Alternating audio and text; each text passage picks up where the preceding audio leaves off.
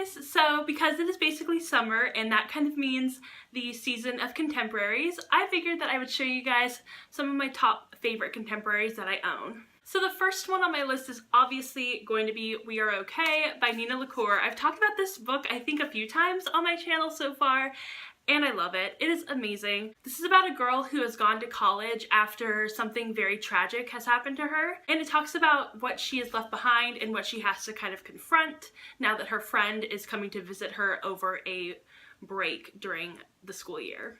This book is really, really amazing. I love Nina LaCour's writing. It's just beautiful. I've read Everything Leads to You, and that one is also really good. And that book and this book both focus on women loving women relationships, which is really great. So I love that kind of representation, and it is amazing. It's very short, so it's gonna be a quick read, but it's also a little sad, so just be forewarned about that. The next book that I'm going to be talking about, I've also talked about before a lot on this channel, and it is A Little Something Different by Sandy Hall. And this book is very interesting because it has 14 different perspectives. And so it's basically a love story between these two main characters, and you get to see their perspectives and also 12 other perspectives. And it just tells the story of their love, and they're both in college. They meet in a class, and it is amazing. It is so sweet. It's also very kind of, it's a pretty short book, and I love it so much. It's very, very sweet, and if you like really, really sweet contemporaries, you'll definitely really, really like this one. I'm saying really a lot, but I'm being serious. You'll really like this book.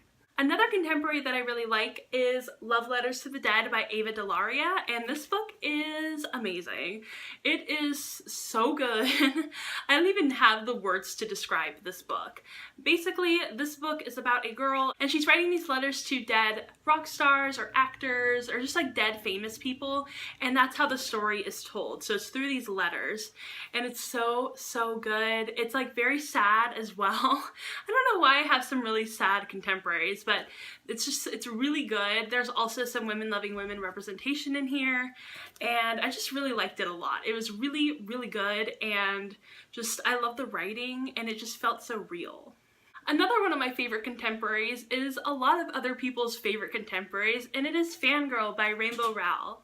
Basically, it's about a girl named Kath, and she's going to college with her sister Ren, and they're twins, and they've always been very, very close to each other, and they've always bonded over their love of a certain sort of Harry Potter-esque fandom. Once they get to college, her sister Ren doesn't really want to be, you know, twins in the sort of like always together sense, so she decides to room with some other girl, and then Kath has to go off by herself, and she's not really used to being alone, and it's just so good. I could so relate to this book, and I loved everything about it. I'm a pretty big fan of Rainbow Rowell's writing. There are some problematic things about her writing, but I did like Fangirl a lot. I didn't really find too much problematic with Fangirl, unlike some of her other books, and I really like this book, and I definitely want to read Carry On. I'm like trying to get my hands on that book. My next new favorite is one that came in my Owl Crate, and it is Eliza and Her Monsters by Francesca Zappia.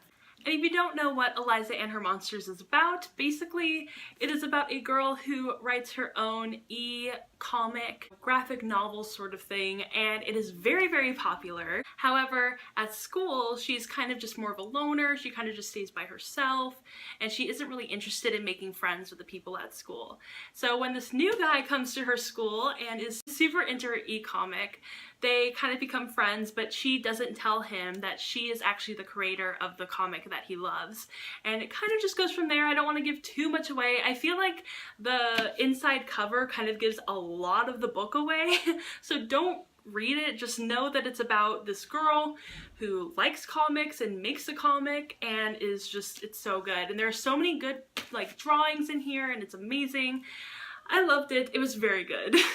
The next two books, I only have both of the two last ones. I don't own the first one. I read it at the library, but it is the To All the Boys I Loved Before trilogy by Jenny Han, and it is amazing. I have P.S. I Still Love You, and I also have Always and Forever Lara Jean.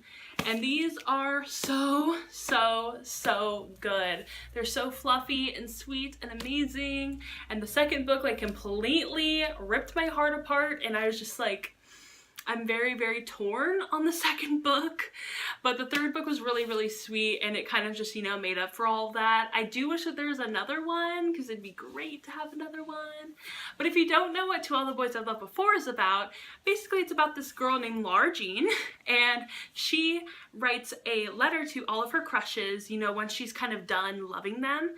And she signs them and puts them in an envelope and postage them and all that stuff, but she doesn't send them. And then one day, all of her letters get sent out and she doesn't know who did it, and she kind of has to deal with the consequences of that. And it is so good.